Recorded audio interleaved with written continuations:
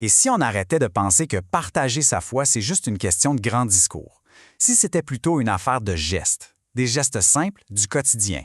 C'est l'idée qu'on explore aujourd'hui, à travers 100 actions inspirées par le style de Jésus. Une approche qui, franchement, pourrait bien tout changer. Allons voir ça. La question de départ, elle est fondamentale. Surtout aujourd'hui, dans un monde qui se méfie un peu des belles paroles. Comment parler de sa foi d'une manière qui a du sens? Est-ce qu'il faut absolument prêcher pour convaincre? Ou est-ce qu'il vaut mieux agir et laisser les gestes parler d'eux-mêmes? C'est vraiment ce dilemme-là qu'on va décortiquer ensemble. Eh bien, la réponse se trouve peut-être dans ce concept, l'évangélisation incarnée. L'idée, au fond, elle est toute simple. La foi, ce n'est pas juste une idée abstraite, c'est quelque chose qui doit prendre corps, devenir réel. On passe des mots aux actes. C'est une foi qui se voit, qui se ressent à travers des gestes bien concrets d'amour, de créativité et de service. Et attention, là, on ne parle pas juste d'une belle théorie en l'air. Non, non, la source de tout ça, c'est une liste de 100 gestes. 100 manières différentes et accessibles de mettre cette idée en pratique. C'est comme une immense boîte à outils pour quiconque veut passer de l'intention à l'action. Bon, 100 idées, ça peut paraître beaucoup, on s'entend. Alors pour y voir plus clair, tout ça a été regroupé en 4 grands thèmes. Ça va être notre fil conducteur pour explorer tout ça. Alors, voici le plan de match. On va commencer avec le plus simple, le plus direct, les gestes du quotidien.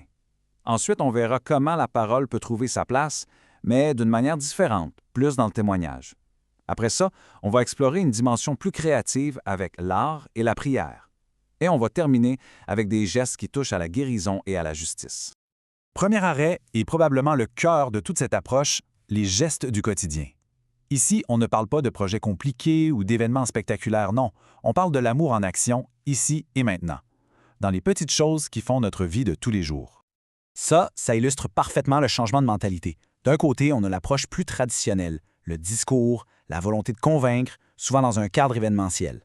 Mais avec l'approche incarnée, on change complètement de registre. On passe au dialogue, à l'accompagnement. Le but, ce n'est plus l'événement, c'est la relation. Et concrètement, ça ressemble à quoi? Eh bien, à des choses aussi simples que d'offrir un repas, ou juste un café, ou encore quelque chose qui est devenu si rare, prendre le temps d'écouter quelqu'un. Vraiment écouter, sans penser à ce qu'on va répondre, sans juger, juste être là. C'est là que la foi devient un service bien réel. Deuxième thème. Bon, là, on pourrait se demander, mais alors, on ne parle plus du tout? Bien sûr que si. Sauf qu'ici, la parole, elle prend une forme bien différente. Elle devient plus personnelle, plus authentique, et surtout, elle vient après l'écoute.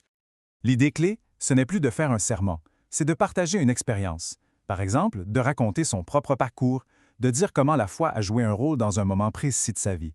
Ça peut aussi être de partager un verset qui nous a touchés, ou même de raconter une histoire, une sorte de parabole moderne qui fait réfléchir, mais sans jamais rien forcer. Notre troisième thème nous amène ailleurs, dans une dimension plus créative, plus intérieure. Parce que la foi, ça peut aussi s'exprimer par le beau, par l'art, et même par la force incroyable du silence.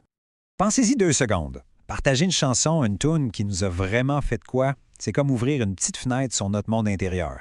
Ou encore, cette idée-là est simple mais tellement forte, offrir un moment de silence à quelqu'un qui est complètement stressé. Dans notre monde si bruyant, le silence, ça peut être le plus beau des cadeaux. La créativité, ça peut même aller jusqu'à prendre la rue. Une des suggestions, c'est de créer une œuvre de rue ou murale inspirée de l'Évangile. Imaginez un peu, sortir la foi des églises pour l'amener sur les murs de la ville, la rendre visible, belle, intrigante. C'est une façon de semer de la beauté et des questions là où on ne s'y attend pas. Et finalement, le 4e thème nous fait prendre de la hauteur. Ici, les gestes sont plus seulement personnels. Ils peuvent avoir une portée sociale et viser la guérison des relations, des communautés. Là, on touche à des gestes d'une puissance incroyable. On parle d'encourager quelqu'un à pardonner, de se tenir aux côtés d'une personne en deuil pour lui offrir une parole d'espérance. Il s'agit d'être, humainement, des artisans de paix et de réconciliation, juste là où il y a des blessures et de la souffrance. Au fond, ce qu'on retient de tout ça, c'est une idée toute simple. La foi devient action. Pas besoin d'avoir une stratégie hyper compliquée. C'est juste une accumulation de petits gestes qui ont du sens. Chaque geste est comme une petite brique qui construit un témoignage vivant, un pont vers les autres. On termine donc là-dessus avec une question qui reste en suspens. Après avoir parcouru toutes ces possibilités, de l'écoute silencieuse à la création d'une murale, en passant par un simple service, quel serait le premier geste qui viendrait naturellement?